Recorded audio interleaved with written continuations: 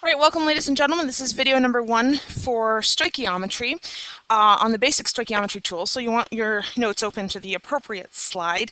Now, stoichiometry, it can get very involved and very complicated very, very quickly. However, if you break stoichiometry down, it's really just a series of different distinct tools that you use to solve problems. And usually you're going to use more than one tool to solve a problem. So in this video, what I'm going to do is introduce you to the absolutely basic fundamentals in every Stoich problem that we're going to see. So the first tool is gram formula mass. Now this is a tool that you already know from Regents, right? Gram formula mass. This is the thing where you add up the atomic masses of the elements in a compound, you pay attention to the subscripts for how many of them there are, and you get that number. That's gram formula mass. But in Regents, you didn't really use it too much for its intended purpose. Like, you're very good at calculating it, but you didn't then use that number once you found it.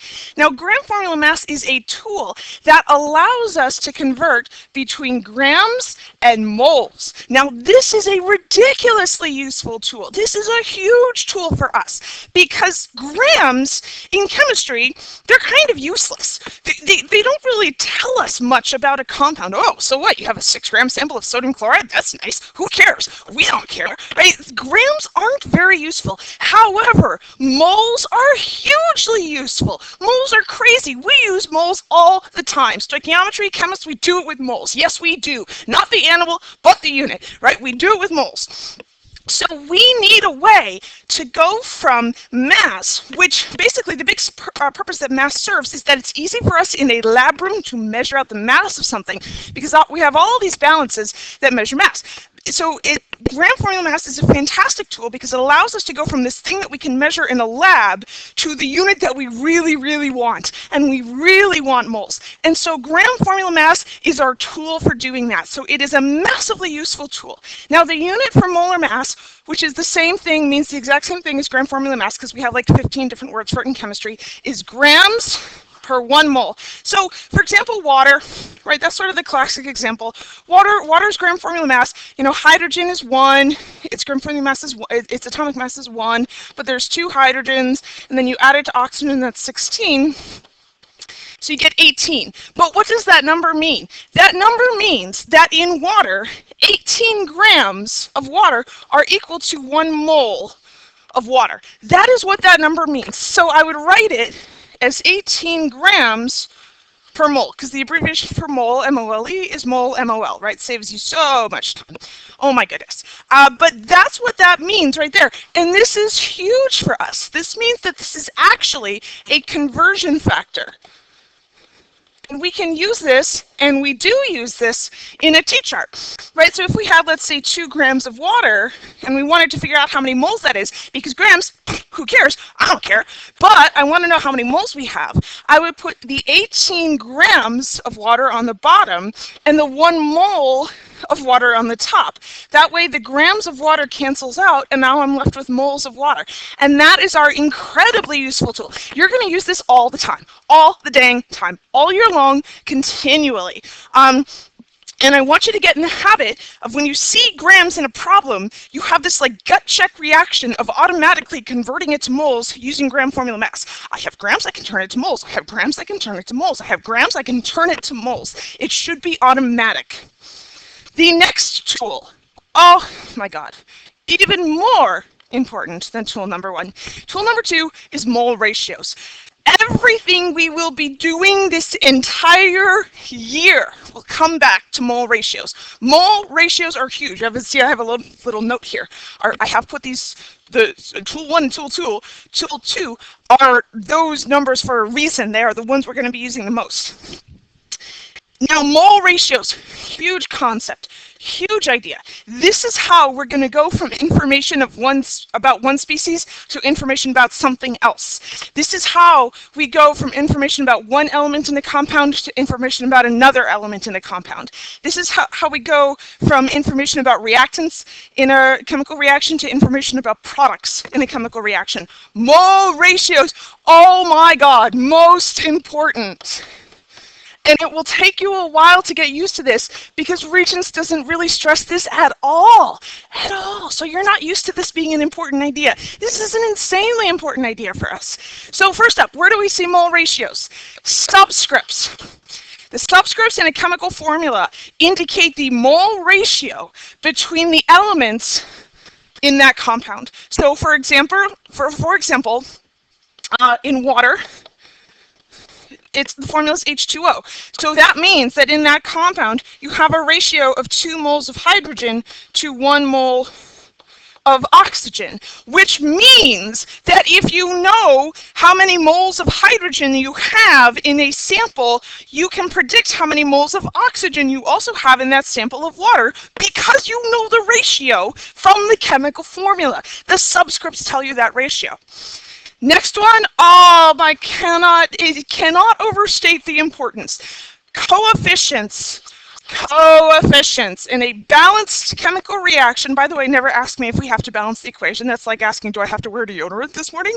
Yes, of course you do. It always has to be balanced. Them's the rules. The coefficients of a balanced chemical reaction represent mole ratios between compounds in the reaction. So the coefficients are how we go from information about something on one side to information about something else in the reaction. Maybe it's on the other side, or maybe it's information about another reactant. So, for example, if we have the reaction 2H2O goes to 2H2 plus O2, we have coefficients here, right? 2, 2, and 1, because chemists are lazy and we don't show our ones. But this means that 2 moles of H2O create 2 moles of H2 to 1 mole of O2. It is a ratio, 2 to 2 to 1. Which means that, for example, if I'm starting this reaction with, I don't know, 5 moles of water, I can use the mole ratio to correctly predict that 5 moles of water is going to give me 5 moles of hydrogen gas, right? Because 2 to 2 would be the same thing as 5 to 5. And I can also use this ratio to correctly predict that 5 moles of water will give me 2.5 moles of oxygen, right? Because the ratios are the same. 5 to 5 to 2.5 is the same as 2 to 2 to 1. So mole ratio is hugely important, and we're going to be using them all the time. And that's going to be probably one of the biggest things you'll feel uncomfortable with at the beginning of the year. That's okay. That's normal. But mole ratios are really, really big for us. Now, the rest of the tools are slightly less important, but they do have their place. So tools 3, 4, and 5, they're like lower tier. They're not as important, but it's nice to know them too. Tool 3 is a combination of other things that we can do with moles. It's Avogadro's number and molar volume. So Avogadro's number is the fact that in 1 mole of anything, you're always going to have 6.02 times 10 to the 23rd particles of that thing. Particles could be atoms, it could be ions, it could be molecules, it could be electrons. We will be talking about moles of electrons later. But that's the definition of a mole, right? 1 mole is 6.02 times 10 to the 23rd of something. Of particles of that thing. So the example of this is that 1 mole of water contains 6.02 times 10 to the 23rd molecules of water. So that's sort of that tool in action. If you had 2 moles of water, you would have 12.04 times 10 to the 23rd molecules of water, if we ignore scientific notation for a moment. However, if you have 1 mole of water, that contains 2 moles, again, or 12.04 times 10 to the 23rd atoms of hydrogen. Right, in 1 mole of water, you're going to have 2 moles of hydrogen. And how do we know this? Again, subscripts, right? So this is our mole ratios coming back. And I'm kind of using that with Avogadro's number to double it, because I know the mole ratio, right? 1 mole of water to 2 moles of individual hydrogen atoms. Now, the next part of this rule, of this tool 3, is molar volume. And molar volume says that 1 mole of a gas at STP occupies 22.4 liters of space. Oh, okay. See, here's the thing about this rule. I'm always hesitant to tell you this rule. It has its place, and you can use it. But the problem is you go a little crazy, and you try to use it with places where you're actually not allowed to use it. So I want to be incredibly clear about this. You are allowed to use this rule when you are dealing with, first of all, a gas. Yep, a gas. Gas! You can only use this for a gas. Can you use this for a liquid? No. Can you use this for aqueous compounds? No! It has to be a gas. If it is, for example, aqueous sodium chloride, you are not allowed to use this. We have 200 milliliters of an aqueous solution. That's nice. Cannot use molar volume. You don't have a gas. So you must have a gas. The second component of this, the gas must be at STP. Standard temperature and pressure. 0 degrees Celsius, 1 atmosphere. STP. If your gas is not at STP, you cannot use this. It is off the table. So this is a nice rule, but only if the conditions match, which sometimes they won't. And we're going to talk about, well, what do you do when they don't match? Then how do you figure it out? We will talk about that. But you can't use this tool. So this is not a, I can use this all the time. No, you can't. But you got to use it in very specific circumstances.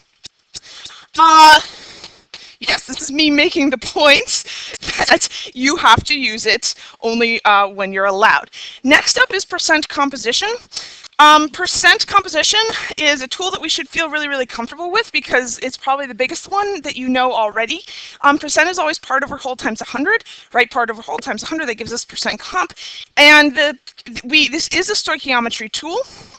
The point that I want to make is that in chemistry, quite frequently, percent composition is given in terms of mass. Mass percent composition, which is good to know, because actually if you think about mass percent comp, it goes back to that first tool, gram formula mass allows us to convert between grams and moles.